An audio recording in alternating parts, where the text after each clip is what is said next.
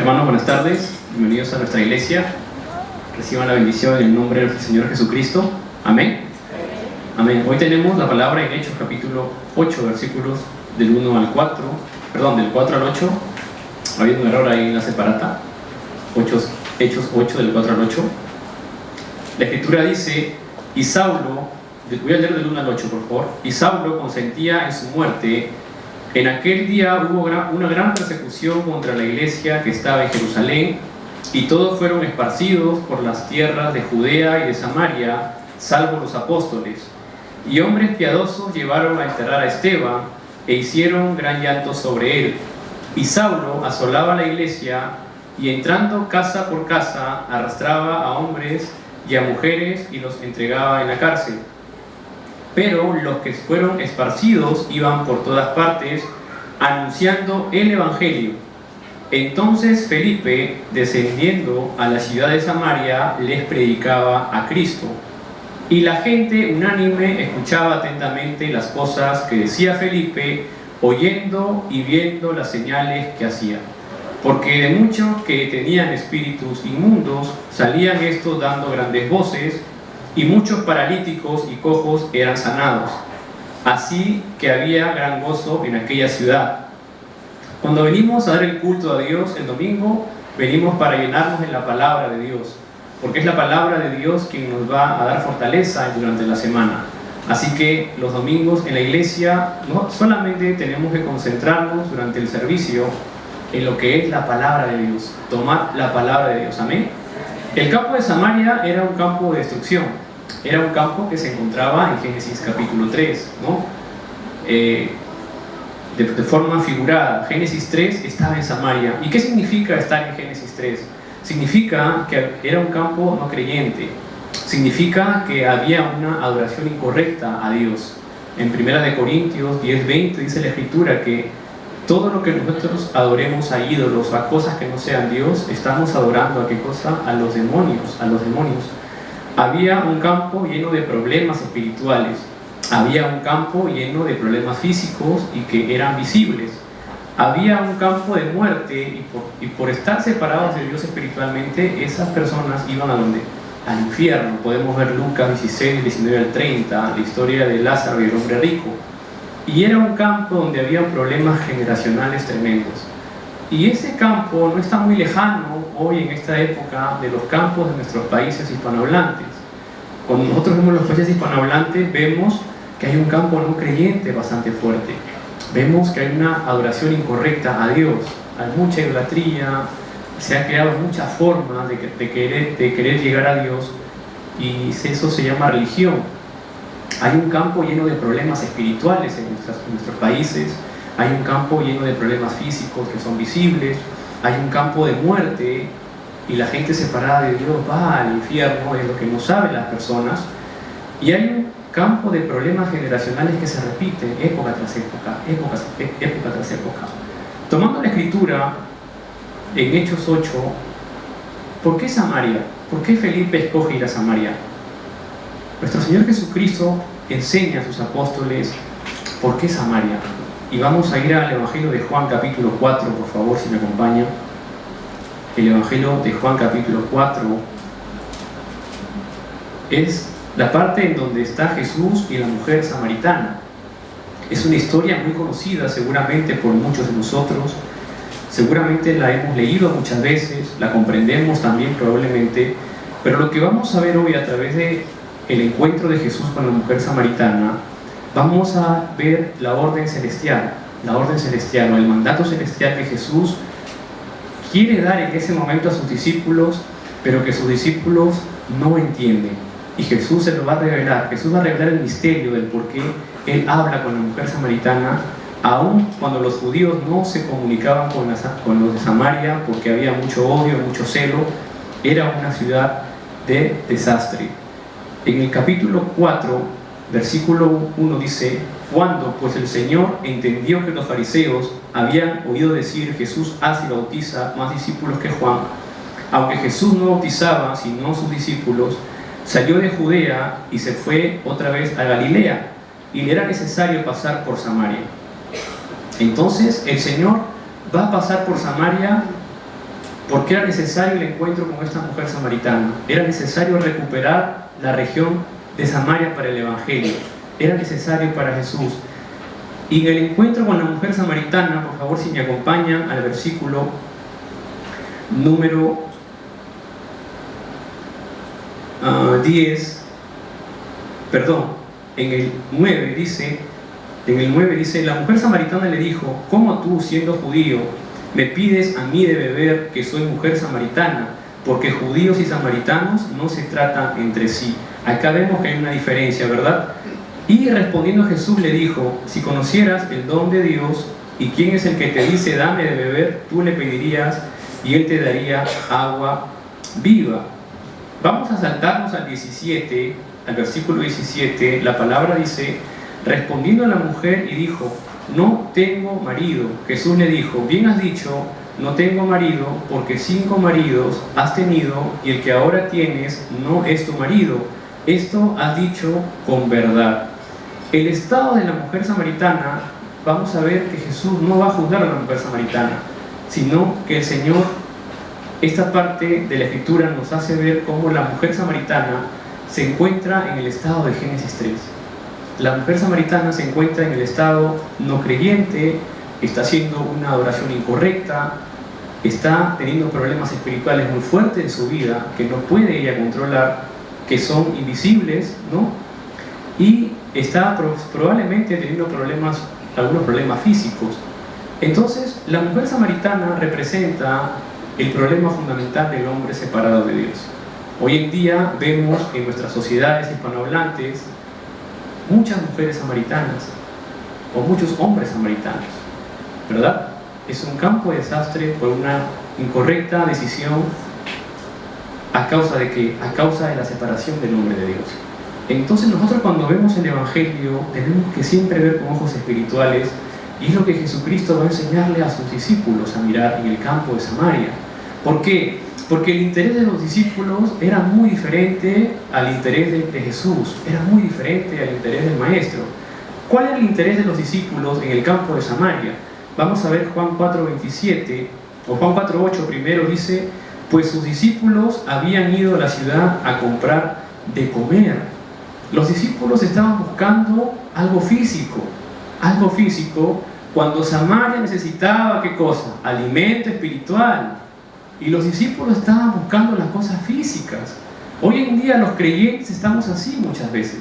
Estamos buscando las cosas físicas, estamos buscando las cosas materiales, que no digo que esté mal, pero le damos tanta prioridad a eso que nos olvidamos lo que realmente necesita el campo, que es Cristo, que es el Evangelio, que es salvarlo del problema fundamental de Génesis 3.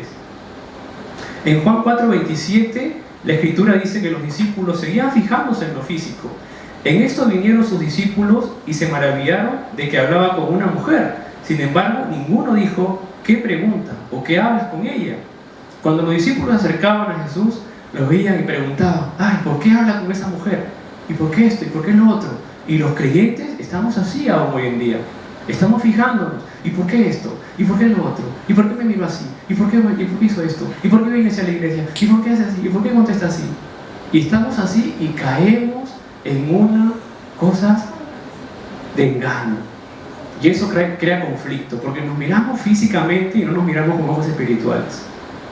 Porque todos salimos de Génesis 3, pero nos olvidamos que salimos de Génesis 3, nos olvidamos que hemos recibido el Evangelio por gracia. Y estamos por qué esto, y por qué lo otro, y por qué él va primero que yo, y por qué él primero, y por qué ella, y por qué ellos, y por qué esto, y por qué lo otro. Y estamos así, nos cuestionamos tanto que el sufrimiento lo creamos nosotros mismos en nuestra vida. Y no entendemos que lo que necesitamos mayor es el Evangelio de Cristo, es el Espíritu, es la gracia de Dios que está con nosotros ya. Y los discípulos continúan viendo lo espiritual, lo físico, perdón. En Juan 4:31-33 dice: entre tanto los discípulos le rogaban diciendo: Rabí, come. Él les dijo: yo tengo una comida que comer que vosotros no sabéis. Y el 33 dice: entonces los discípulos decían unos a otros: ¿le habrá traído alguien de comer? Seguían los discípulos preocupándose por Jesús de manera física y no entendían. ¿Le habrá traído alguien de comer? Es interés físico. interés físico. No podían ver el campo espiritualmente los discípulos, y muchas veces nosotros estamos así. Estamos preocupados por mañana, y comeré mañana, y me vestiré mañana, y me pagarán mañana. Y hemos vivido nuestra vida 20, 30, 40, 50 años vistiéndonos, comiendo, recibiendo nuestro sueldo, viajando por el mundo, y seguimos preocupados por lo mismo. ¿Por qué? Porque somos cabezones, porque no entendemos que el interés de Jesús en nuestra vida es espiritual, no físico. Pero seguimos preguntándonos lo mismo: ¿me traerán algo de comer mañana? Y perdemos la voluntad del Señor. Los discípulos no entendieron la voluntad del Señor. ¿Qué cosa es? Juan 4:34. Jesús le dijo: mi comida es que haga la voluntad del que me envió y que acabe su obra. Pero los discípulos no entendían eso. Los discípulos seguían mirando lo físico. Por eso ningún discípulo pudo entrar a Samaria. Vamos a volver a Hechos capítulo 8, versículo número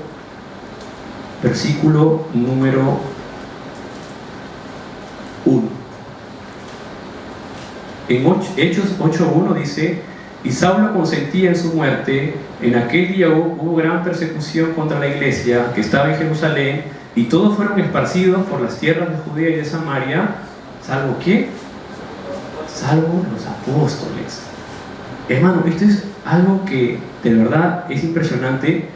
Cómo los apóstoles, después de haber estado con Jesús en Samaria y haber visto la obra de Jesús con la mujer samaritana, en el momento de la persecución no entran a Samaria. No entran a Samaria. Los apóstoles no se quedan en Jerusalén. ¿Por qué? Porque probablemente seguían buscando lo físico, seguían mirando lo físico. ¿Por qué habla con esa mujer? ¿Le habrá traído a alguien de comer? Lo más triste de un cristiano es no saber la voluntad de Dios, hermanos. Es lo más triste de una vida cristiana. Es preferible vivir no creyente. De verdad, aunque dé risa. Si un cristiano no sabe cuál es la voluntad de Dios, es preferible vivir no creyente. Porque el no creyente va a disfrutar y va a tener más gozo en su vida que el creyente. Si un creyente no sabe cuál es la voluntad de Dios, es mejor no vivir una vida de fe. Porque vas a sufrir todo el tiempo. Va a haber sufrimiento todo el tiempo. Entonces Jesús va a revelar su interés. El Señor le va a revelar su interés a sus discípulos en el campo de Samaria, en un campo de desastre. ¿Y cuál es el interés de Jesús? Vamos a ver Juan 4:34. Jesús le dijo: mi comida es que haga la voluntad del que me envió y que acabe su obra. ¿Qué es la voluntad de Jesús? Es la salvación, amén. ¿Y dónde vemos esa salvación? Vamos a Juan 3:16. Juan 3:16 es un versículo conocidísimo por toda la iglesia cristiana. Dice en Juan 3:16: porque de tal manera amó Dios al mundo, que ha dado a su Hijo unigénito, para que todo aquel que en él cree no se pierda, mas tenga ¿qué? Vida eterna. Es la voluntad de Jesús. El interés de Jesús es dar vida eterna a la gente, es salvar el problema fundamental de Génesis 3, es quebrantar la adoración incorrecta, es sacar al hombre sus problemas espirituales, es sacar al hombre sus problemas físicos, invisibles y visibles, es sacar al hombre y darle vida eterna para que no vaya al infierno, y es resolverle al hombre los problemas generacionales. ¿Qué más es el interés de Jesucristo? Vamos a ver que sigue siendo la salvación. Vamos en el mismo Evangelio de Juan capítulo 6 versículo 40. La Escritura dice, en Juan 6:40 dice: y esta es la voluntad del que me ha enviado, que todo aquel que ve al Hijo y cree en Él tenga vida eterna, y yo le resucitaré en el día que postrero. La salvación, Juan 6:40, la vida eterna está en ¿quién? En Jesús, quien es el Cristo, el Hijo del Dios viviente. Amén. Amén. Entonces, seguimos viendo que Jesús le da autoridad a sus discípulos en Marcos 3, del 13 al 15. Vamos a Marcos 3, del 13 al 15. Marcos 3, del 13 al 15, también es un texto que lo conocemos nosotros. La Escritura dice, en Marcos 3, del 13 al 15, dice: después subió al monte, llamó así a los que él quiso, y vinieron a él, y estableció a 12 para que estuviesen con él y para enviarlos a predicar. y que tuviesen autoridad para sanar enfermedades y para echar fuera, ¿qué cosa? Demonios. ¿Qué está hablando? ¿La autoridad para qué? ¿Para hacer sanidades? ¿La autoridad para qué? ¿Para que la gente se caiga al piso? ¿La autoridad para qué? ¿Para que la gente tiemble? No. La autoridad para hablar del Evangelio de Jesús, el Cristo, el Hijo del Dios viviente. Esa autoridad tiene el Hijo de Dios. Esa autoridad es la que está hoy con nosotros. Y la Escritura también, el mismo Pablo nos dice en 1 de Timoteo, capítulo 2, versículo 4, 1 de Timoteo, vamos a buscar Timoteo, por favor, 1 de Timoteo, Timoteo 2, 4, la Escritura dice: el cual quiere que todos los hombres sean salvos y vengan al conocimiento de la verdad, que es el conocimiento de ¿quién? De Cristo. Entonces, el interés de Jesús en Samaria era la salvación, mostrar a los discípulos que la vida eterna está en Él, que en Él está la salvación. Era mostrarle a los discípulos que Jesús está buscando ¿qué cosa? ¿Creyentes? ¿Creyentes? Sí, está buscando creyentes, pero sobre eso está buscando ¿qué cosa? Discípulos del Evangelio. Mateo 28, 19. ¿Qué dice Mateo 28, 19? ¿Qué dice Mateo? Vamos a leer todos juntos Mateo 28, 19. ¿Lo tenemos? Amén. La Escritura dice, todos juntos: por tanto, id y hacer discípulos a todas las naciones, bautizándolos en el nombre del Padre, del Hijo y del Espíritu Santo. ¿Id y hacer qué? Discípulos de Cristo. El discípulo de Cristo entiende la voluntad del Padre, entiende la voluntad del Señor. ¿Qué más es el interés de Jesús? El interés de Jesús está en los remanentes, en los remanentes. Por eso cuando Pablo obliga a Jesús, dice la Escritura que Pablo regresa a ser pescador en el Evangelio de Juan, capítulo 21, y Jesús va a buscar a vuelve a ser pescador, y Jesús va a buscar a Pedro. Y Jesús le va a preguntar a Pedro, en el 21:15, le va a preguntar: Pedro, ¿tú me amas? Y Pedro le va a responder: sí, Señor. Y Jesús le va a volver a preguntar y le va a decir: Pedro, hijo de Jonás, ¿me amas? 2 veces. Y Pedro le va a responder, y dice la Escritura que Pedro responde: sí, Señor, tú sabes que te amo. Y el Señor, cada vez que Pedro le responde, ¿qué dice Jesús a Pedro? Le dice: apacienta mis ovejas. Le dice: apacienta o pastorea mis ovejas. Y la tercera vez le vuelve a preguntar: Pedro, ¿tú me amas? Y Pedro se entristeció, dice la Escritura. Fue el momento más triste de Pedro en su vida de fe, porque el Señor tenía que preguntarle 3 veces, por cabezón, por no entender la voluntad del Señor, porque se estaba comportando como se comportó en Samaria. Pedro fue a buscar ¿qué cosa? Lo físico. Fue a buscar ¿qué cosa? Su interés en la pesca, su interés en querer vender más peces. ¿Para qué? Para tener dinero. Y no está mal eso, sino que Pedro se olvidó, es lo contrario. Primero pongo lo espiritual en mi vida, primero pongo la base de Cristo en mi vida, y lo demás va a venir porque es una bendición inevitable. Eso es lo que Jesús quería enseñarle a Pedro. No malinterpretemos, no digo que esté mal tener éxito, tener dinero, no. Es el orden en el que la humanidad vive hoy en día. Está mal, por eso es que el hombre fracasa. Porque ponemos primero el éxito, el dinero y las cosas materiales, y después el Evangelio, la colita del Evangelio. Y después cuando pasa algo y vemos que nuestra vida no avanza, que el pastor no predica bien, que en esa iglesia me miran así, estoy así, y dicen esto y lo otro, y ponemos excusa, buscamos excusa, y no entendemos que el interés del Señor es mi salvación, es tu salvación, es que pongas tu fundamento en Cristo Jesús primero antes que todas las cosas. Por eso Pedro se entristeció, porque él empezó a entender, y el Señor comenzó a cambiarle a Pedro lo que estaba grabado mal, su raíz le estaba cambiando, y se entristeció. Y el Señor le dijo: apacienta mis ovejas. Le dijo: ¿qué está hablando ahí? Está hablando de los remanentes. Pedro, hay una generación que necesita escuchar de Cristo, del Evangelio. Es el interés de Jesús, los remanentes. Amén. Que podamos estar recibiendo bendición en el nombre de Jesucristo. Y no solamente es la salvación, que es lo principal, que es la vida eterna en Cristo Jesús, los discípulos de Cristo, los remanentes y sobre todo el campo de evangelismo, Hechos 1:8. Por eso el Señor dice: y me seréis testigos cuando el Espíritu Santo haya venido sobre vosotros, en Jerusalén, en Judea, en todo Samaria, hasta lo último de la tierra. Ojo aquí, en Hechos 1:8 dice: en Jerusalén, en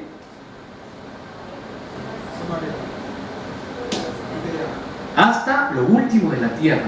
El Señor dice Samaria. El Señor está diciendo que la evangelización se va a hacer en Samaria. Está dando una orden celestial al Padre: me van a ser testigo en Jerusalén, en Samaria, en toda Judea, hasta lo último de la tierra. Y Felipe tenía esa referencia. Felipe, el diácono, tenía esa referencia de Jesús. Él había escuchado esa promesa por los apóstoles.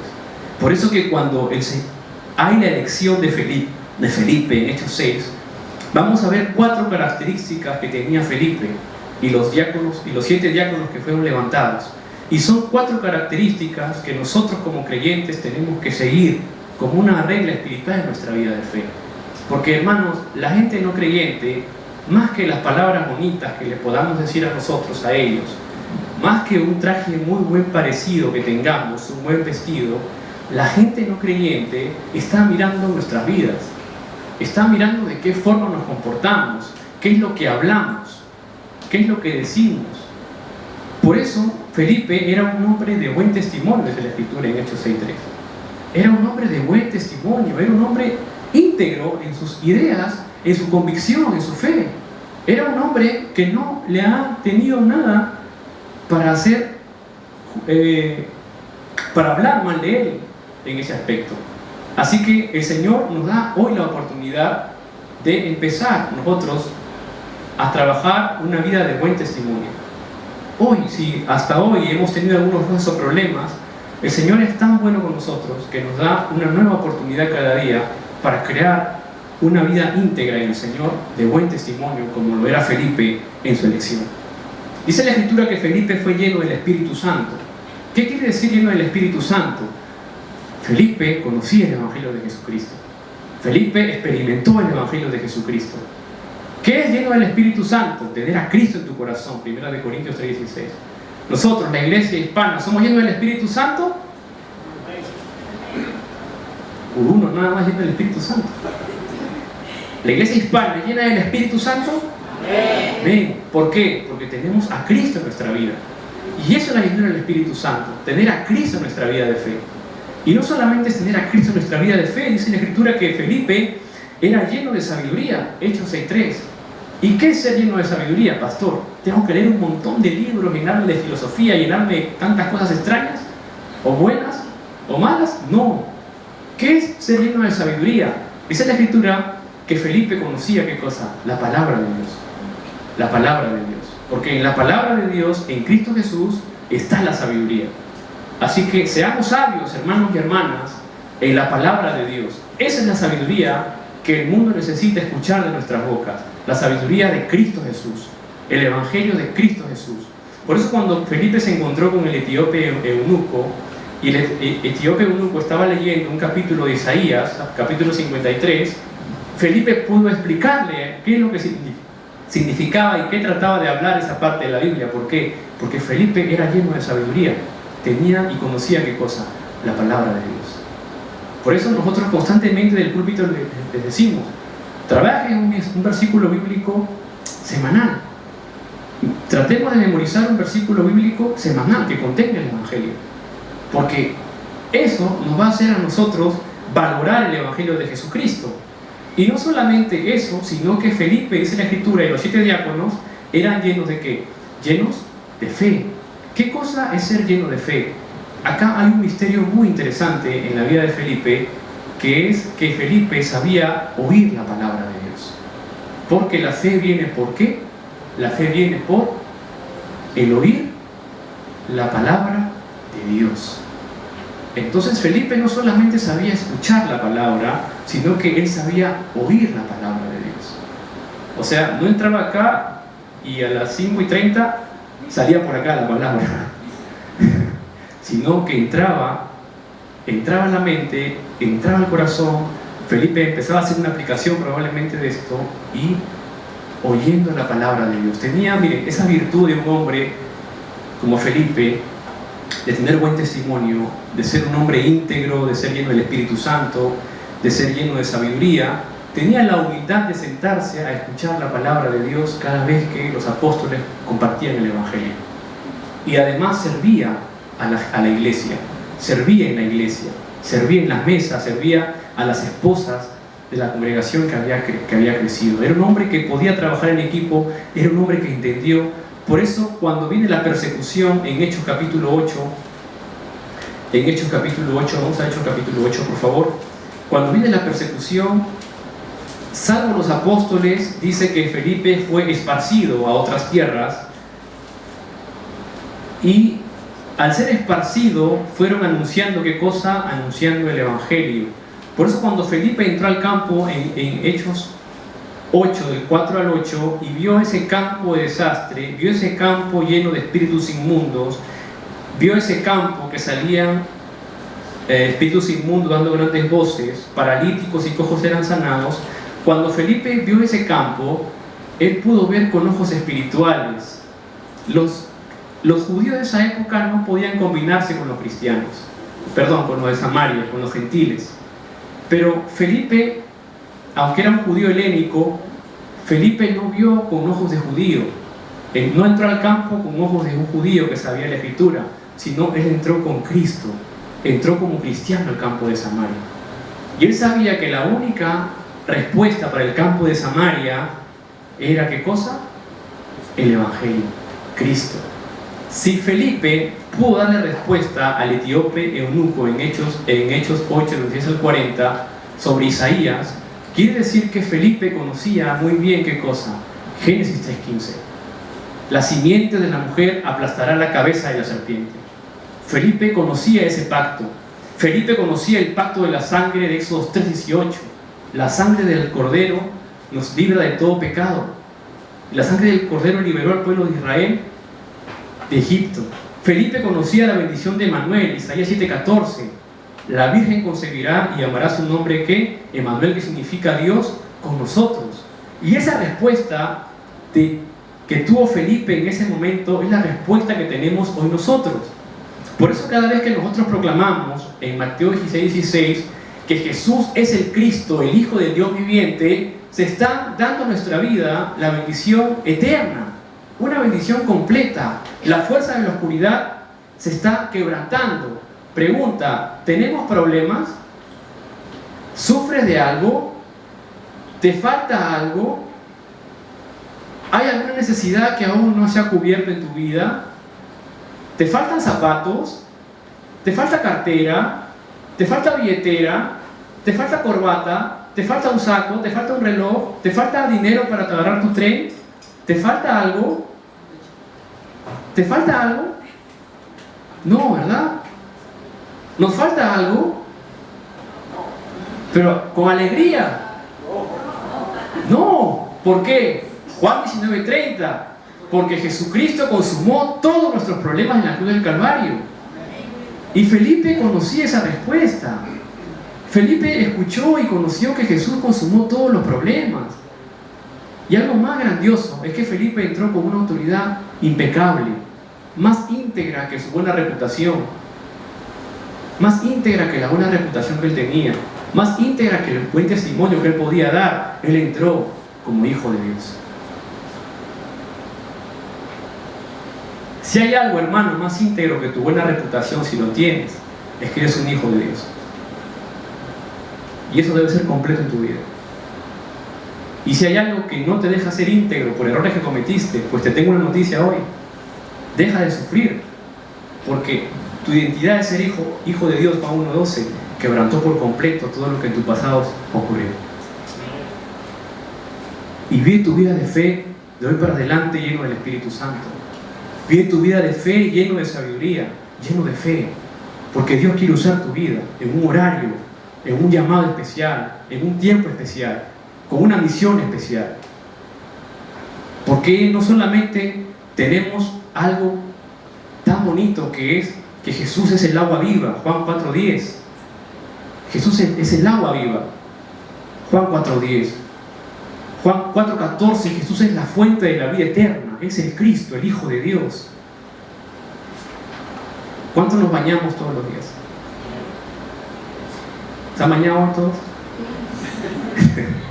Nos hemos bañado, ¿verdad? ¿Qué pasa después de bañarse, de refrescarse? ¿Qué pasa? ¿Cómo se siente uno? ¿Ah? Por ejemplo, yo el día de ayer fui a jugar fútbol. Estuvimos jugando fútbol el día de ayer. Y yo cada vez que llego de jugar fútbol, yo no puedo acercarme a mi esposa, no puedo. Me bota. No, huele feo, me dice, anda, váyate. Y es verdad, porque uno llega sudoso, uno llega, ¿no? Ya con la piel así, llega y el sudor brota y todo. Pero después que yo me baño, me doy una ducha, y ahí sí la puedo abrazar y besar y todo, ¿no? Hasta ahí no me voy a llegar. Pero uno se siente fresco, se refresca, ¿verdad? Entonces Jesucristo es el agua viva, hermanos. Si la ducha y el agua normal nos hace refrescarnos, imagínate en el Espíritu, esa agua viva cuando entra a través de la palabra, cuando entra a través del pacto, Él está todo el tiempo, quiere refrescarnos, todo el tiempo quiere decirnos, hijo, yo estoy contigo, porque fue lo que le dijo a la mujer samaritana en Juan 4:26, Él le dijo, yo soy el Cristo. Y hoy Cristo nos dice a nosotros, yo soy tu Cristo. Cuando le preguntamos, como la mujer samaritana, vamos a ver Juan 4:25 y 26. Juan 4:25 y 26. La Escritura dice,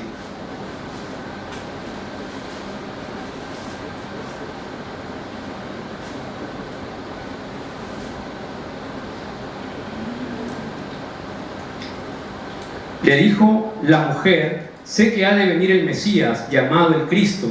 Cuando Él venga, nos declarará todas las cosas. Jesús le dijo, yo soy el que habla contigo, el Cristo. Y Jesús nos dice hoy, yo soy el Mesías, yo soy el Cristo, tu Cristo. Es una evidencia en nuestra vida por siempre, hermanos, por siempre. No olvidar eso, no olvidar eso, que Jesús es el Mesías, es nuestro Cristo. Y Él está con nosotros, como lo estuvo con Felipe en el campo de Samaria, y quiere levantar hoy a los remanentes para salvar nuestros campos hispanohablantes. ¿Y de qué manera, pastor? ¿Cómo? Porque yo no tengo llamado para pastor, yo no tengo llamado para evangelista, yo no tengo llamado para predicador. Hay muchas formas, y la palabra nos enseña cómo Felipe pudo ser un evangelista que ayudó a Pablo en su momento. ¿Y de qué manera ayudó Felipe a Pablo? Vamos a Hechos 21:8. En Hechos 21:8 vuelve a aparecer Felipe después de muchos años, aproximadamente, dice la Escritura, más o menos calculan los que estudian esta parte de la Biblia, dice que más o menos han pasado 20 años. Es el tercer viaje misionero de Pablo. Y aparece Felipe que aparece en Hechos 8, aparece en Hechos 21:8. La Escritura dice, Hechos 21:8 dice, al otro día, saliendo Pablo y los que con él estábamos, fuimos a Cesarea, y entrando en casa de Felipe, el evangelista, que era uno de los 7, posamos con él. Felipe se convierte en un hospedador para el gran evangelista Pablo. Y lo grandioso aquí es esto, que Felipe pudo cambiar su naturaleza, su raíz, pudo cambiar lo que se grabó. Hermanos, ¿tú recibirías a alguien que te ha correteado para matarte en tu casa y darle posada? Así, ¿tú lo recibirías? Si tú ves que hay alguien que te ha correteado para matarte, para arrastrarte, para hacerte lo que no te imaginas, 10, 15 años después, ¿lo recibirías en tu casa, con tu familia, con tus hijas, para que duerma ahí en tu casa? ¿Lo recibirías? Todos dicen no. Pero Felipe lo hizo por el Evangelio. ¿Recuerda en Hechos 8? ¿Por qué se va Felipe a Samaria? ¿Por qué Felipe se va a Samaria? A causa de la persecución ¿de quién? De Esteban. Pero ¿quién era el que perseguía? Saulo. Saulo asolaba la iglesia y entrando casa por casa, Hechos 8:3, arrastraba a los hombres y a mujeres y los entregaba ¿en dónde? En la cárcel. Y después, aproximadamente 20 años después, ese hombre por el cual Felipe tuvo que huir de su ciudad, tuvo que huir de su casa, tuvo que dejar todo, lo tiene que recibir en su casa con sus hijos, con sus hijas. Tremendo, ¿verdad? De esa forma el Evangelio puede cambiar nuestra naturaleza, nuestra raíz, lo que se grabó. Pues es posible, sí, cuando tomamos la palabra de Dios, cuando entendemos la voluntad y el interés de Jesús, de Cristo, no el interés, no mi interés. Por eso cuando Felipe entendió y recibió el mandato o la orden celestial, él no dudó en bajar a Samaria y predicar a Cristo. ¿Y qué restauró en el campo? ¿Qué es restaurar lo que nosotros tenemos? La tarea que tenemos en esta época es restaurar la predicación ¿de qué? De Jesús, el Cristo, el Hijo del Dios viviente. En Hechos 8:5 la Escritura dice: entonces Felipe, descendiendo a la ciudad de Samaria, les predicaba a Cristo. ¿Qué es lo que va a cambiar el trasfondo espiritual de mi ciudad, de mi nación, de mi vida, de mi familia? ¿Qué es lo que va a cambiar? Va a cambiar cuando empecemos a predicar ¿a quién? A Cristo, a Cristo. Eso va a cambiar mi vida, cuando yo me vuelva a predicar a mí mismo, a Cristo. Cuando yo me repase el mensaje de la salvación, cuando yo me recuerde todos los días por qué soy salvo, por qué Dios se fijó en mí, por qué yo tengo a Cristo. Es Cristo quien nos da vida, hermanos, es Cristo quien nos da las bendiciones. Y vamos a restaurar la adoración incorrecta que hay en nuestros países hispanohablantes y en nuestra familia. De no mirar a Dios a través de ninguna otra cosa, solo concentrarnos que el camino, la verdad y la vida es Jesucristo, Juan 14:6. Que solamente Él nos libera del pecado y de la muerte, Romanos 8:2.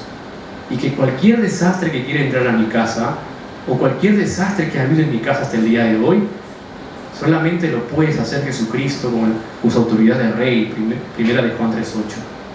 Así que oramos en el nombre de Jesucristo para que todos los desastres de nuestra familia, hasta el día de hoy, sean bloqueados y sean deshechos en el nombre de Jesucristo.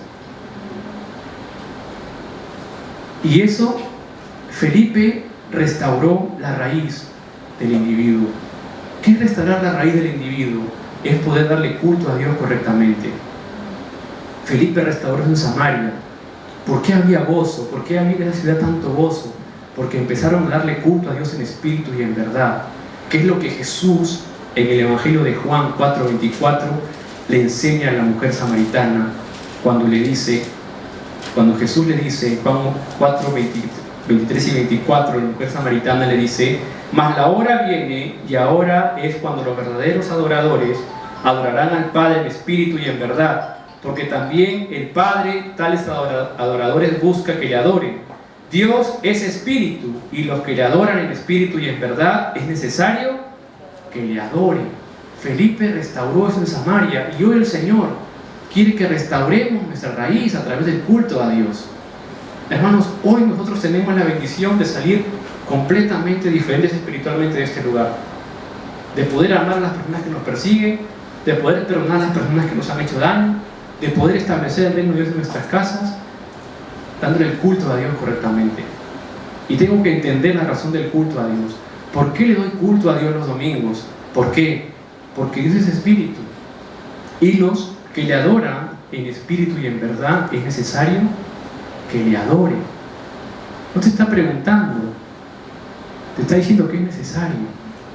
Hay una orden del Señor. Los que le adoran a Dios es necesario que lo hagamos en este tiempo, cada semana, cada domingo, reuniéndonos en la iglesia, separando nuestro culto a Dios para darle la gloria, para llenarnos de su palabra, para que el Evangelio siga sumando en nuestras vidas y ser usado en esta época de acuerdo al plan y a la voluntad de Dios. Felipe fue usado como un evangelista en Hechos. Primero fue diácono. Felipe fue un diácono, luego fue un diácono evangelista, y después fue un diácono evangelista hospedador. Tremendo, ¿no? Felipe fue un diácono primero, después fue un diácono evangelista, predicó a Cristo, y después fue un diácono evangelista hospedador, que ayudó a Pablo para que el Evangelio entre a Jerusalén nuevamente. Y el Señor hoy quiere usar tu vida. Quiere usar tu vida con tu profesión, con tu especialidad, con tu talento. Hoy es tiempo de preguntarle y decirle: Señor, ¿de qué forma quieres o deseas usar mi vida? Y delante de Dios encontrar la respuesta a través de la palabra de Dios. Así que el Evangelio es una necesidad, pero más que una necesidad, es una orden celestial. Compartir el Evangelio de Cristo es una orden celestial. Y los que entendemos esto, entendemos la voluntad y el interés de nuestro Señor Jesucristo, que fue dar la salvación, tener la vida eterna, fue levantar discípulos, fue levantar a los remanentes y fue ir al campo de evangelismo. Así que, hermanos, en esta época que el Señor nos bendiga, nos dé fuerza y recordemos, como Felipe, no solamente es tener un buen testimonio, sino sobre todo la identidad de hijo de Dios. Ser lleno del Espíritu Santo es tener el Evangelio de Cristo. Ser lleno de sabiduría es conocer la palabra de Dios. Ser lleno de fe es saber oír la palabra de Dios, y que el Señor levante nuestras vidas de acuerdo a su plena y su voluntad. Amén. Oremos.